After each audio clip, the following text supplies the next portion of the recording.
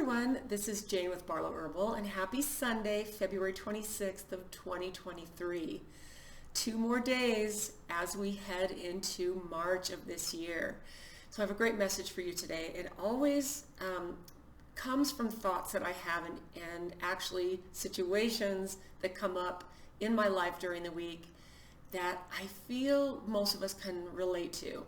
So the biggest message that came into me today, or this week for today, is a question that I needed to answer for myself because it just kept coming in. So the question is this: how do I continue to live a life of adventure, gratitude, and preparedness with the current state of the world seems a bit in chaos, systems are changing, and I personally, and some of you might relate to this, have felt like I have a little bit lost my sense of adventure.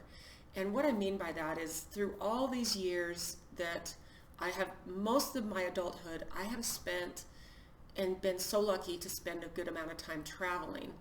And, 2 or 3 times a year, me and my husband, sometimes me and a good girlfriend or two, would take a big trip. We'd go to Europe, we'd go to Mexico, we'd go to the Caribbean. I have been so blessed to have this life full of travel and adventure. And the last 3 years have really been interesting because I've felt this sense of insecurity. There's a sense of unsafety in the world. And I'm sure some of you can relate to that. And some of you might be going, what you talking about? So I think the goal is to not lose your sense of adventure in a world full of chaos. So I wrote down just a couple of things, and one of the biggest things that really reminded me of this is something that happened here in Utah this week. We had a big snowstorm, and it started on Tuesday evening, and it snowed all night long. It snowed all day Wednesday, clear until the end of the day on Wednesday. And it wasn't just a little bit of snow, it was a lot of snow. So much so that it kind of paralyzed the city for a little bit. Now in Utah, we are used to getting snow, so we have all the snow plows, the equipment, the city and all the neighborhoods, they're on top of that. But there was a ton of snow, and we get a snowfall like this every 5 or 6 or even 10 years. I mean, this was a lot of snow. And what happened is it kind of stops everyone from getting to work on time and being safe as people are sliding off the road. And then what happened for us, me and my husband, and I say 4 instead of 2, is in the middle of the night, on Tuesday night when the storm first started, we had a water pipe burst. Now, it was not something because of the cold, it was just something from a pipe that there's a pipe that has a big, like a boiler thing on top of another boiler, and something went wrong with the smaller boiler, and it filled up how it wasn't supposed to, and it got too heavy, and it fell off, and it broke, and it made a big water pipe burst. And luckily, my husband was having a hard time sleeping Tuesday night, and he heard it. So he got up in the middle of the night, he went downstairs, and it was just a thump. He just heard a thump, and I didn't hear anything. But there was water on the floor, a big puddle, so he turned off the water. So that right there was like, we caught it before it did a lot of water damage. But what happened is when we got up in the morning, we had no water. There was no water that was turned on because we didn't want to continue with any type of flooding that could do more damage. So here we wake up to no water, and then we need to call a plumber, but the city is trying to dig out and make so that people can get to work safely. And there was a lot of delays in things that happened. In fact, I spent the whole day working out of my home office because it just doesn't make sense to go out in that kind of weather if you're able to. So what happened is luckily I'm a prepared person. So I had a couple of cases of water, bottled water in the garage. So we were able to brush our teeth. We were able to have water to drink. I filled up my teapot and I was able to have my routine of my tea in the morning. And then one of the things that I've always had for probably 2 decades are these 5-gallon buckets of water. And we were able to use it to, flush toilets during the day until the plumbers could get the pipe fixed. And then here's the thing, this is where you look at life as an adventure and you give gratitude for what is happening. We still had heat, we had a warm house to be in, we were prepared with water, and then the sheer beauty of what the valley and the mountains here in Salt Lake look like when they are covered in the beauty of snow. And not just that, it's like if here in Salt Lake, this is where we get our drinking water, is from the snowpack. And we have had so much snow this year that it's this feeling of, okay, the valley is prepared. There's drinking water, there's going to be water for our lawns and our, the things we use for hygiene and all of that. So there's this whole sense of, okay, this might be something that you could look at as a disaster, or you could be annoyed at the inconvenience of having no water, or you could look at it like, this is a bit of an adventure. The world looks so beautiful. We have the ability to hang at home and do our work if we need to, and we're safe and we're protected, and I think we're such creatures of comfort in our modern world that some of these inconveniences we might not realize we need to prepare for, but then we look at when things like this happen, instead of looking at them as, wow, what an adventure and how grateful are we for this, and this, we might go into a space of, this is annoying, this is not fun, this is so inconvenient. So I think swapping our words is a really, really important piece of this whole puzzle, right? So this is the piece of having gratitude. All of these things are totally things to be grateful for. And how to turn everything into an adventure. So here's another layer of what happened this week. So on Wednesday, when my husband got out the snowblower and we have a long driveway, and so he got out and started clearing the driveway. There was so much snow.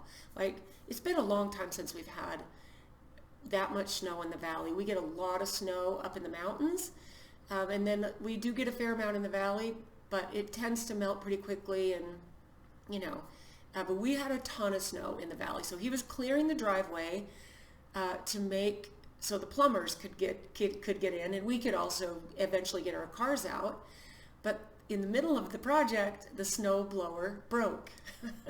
So it was kind of like, all right, let's both get out there with some snow shovels. It might take us a while, but let's get out there. Now, I never actually had to end up getting out there, because what happened is our neighbors saw that we were kind of struggling with the whole thing, and they were out kind of clearing their own driveway and other people's driveways, and they came over with their truck that had a snow plow on the front and totally cleared our driveway for us. So this is another layer of not just the gratitude and the preparedness, but the layer of thinking about your communities and your connection with your neighbors. If you're a person who just hunkers in and doesn't have any interaction with the people that you live nearby, the people in your neighborhoods, and I've talked about this before, I've talked about this so many times, this is where we take back our power, our sovereignty, is by the connection we have in our neighborhoods with our communities. This is so, so important. In fact, that was a big, huge reminder to both me and my husband, is we need to actually get out more and really solidify those connections that we have with our incredible neighbors. I think we just get into these moments of, I just want privacy after work, I just want people to leave me alone, I just want to suck into a movie or my technology, and we forget that what makes us human are these beautiful connections that we have with our fellow humans. This is such an amazing thing. And I think in the times that are to come in the future, and even the times that we're having right now, it's so important to keep these connections alive. So let's bring this back to adventure, because to me, it's like, and I touched on this in the beginning. Have you been hesitant, afraid to get out, travel, get on a plane, etc.? And I do not think that it has to be a piece of adventure to go jump on a plane and go somewhere exotic or foreign. It doesn't have to be. You can take yourself in your area, in your neighborhood, in your city, wherever, and you can find adventure. In fact, today it's early, and I am going to get on my snowshoes, get on my snow clothes, bundle up, layer up, and it's been a while since I've done any snow hiking. And I'm going to get up and do a short snow hike after I finish this video and send this email to you, because it's like, it's time for me to get out there and enjoy this weather. We get in these comfort zones, and I know we talk about this all the time.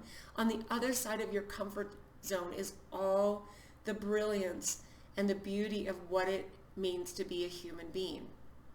So let's just bring those three words together. Living in gratitude, finding a sense of adventure, and then being prepared. And I think if we're prepared and not scared, if we stay prepared in the way that makes sense for us and our family, because being prepared is something different for every person in every situation. But if we're prepared, we can have peace, we can have calmness, we can have a sense of security and safety, which is something that we all need. We can be prepared for whatever comes. We can live a life of adventure even more, and we can live a life full of just gratitude for everything that happens for us. Everything happens for us.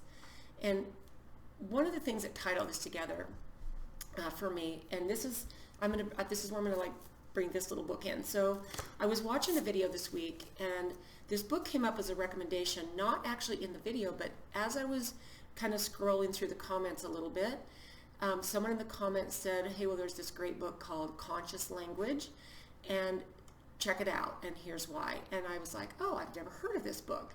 So I looked on Amazon, and this book is apparently no longer in print. It's called, like I said, Conscious Language. It's by Robert Tennyson Stevens, and I have a used copy. I kind of paid a pretty penny for it, but there's something that just pulled me to this book at this particular moment in my life. You know how things show up for us when we need them? And this is basically, so it says Conscious Language, the Logos of Now, the Discovery, Code, and Upgrade to our new conscious human operating system. This is all about the words we speak. And we've all heard of The Secret, the law of attraction. What we say has so much power. I really don't think we realize, and I'm only about, a 10th of the way into this book, and I'm telling you, I've already started highlighting and underlining, and I'm going to share some of this probably with you next week when I'm finished reading this, and I'm going to shut the book when I'm done and then open it back to the first page and read it again, because I want these things to cement into my operating system. He compares the language we speak to a computer's operating system. It's going to be a really beautiful read. So if it's something that maybe resonates with you, check it out. It's actually available, I noticed, on Kindle for free. And I'm a hard book kind of person. So let me just wrap this up and let you guys start your Sundays. But remember the beautiful place that we are in as humanity. And don't lose your sense of adventure. This is a part of what makes us these vibrant humans. And throw away your phones for a day, a good chunk of every day, and go out and live life in the real world instead of on your technology. I think that technology is powerful, but I also think that there's a little bit of a hint of, danger, if you will, to it, because it puts us into an alternate reality that is not real. And we are these living, breathing human beings that are here to experience all of the senses we have, all of the adventures that are out there to be had. And this is why we're here. And we're here to make a difference for other humans. We're here to realize our own potential, and life's out there for the taking. So I'm going to end it right there. I hope you guys have a beautiful Sunday. If you haven't subscribed, please do give it a thumbs up. Share if you feel so inclined. I know this always helps the algorithms of any YouTube channel that you follow and that you like. But I hope you have a brilliant day, an amazing week ahead. So thank you so much for watching, guys, and we'll see you next time.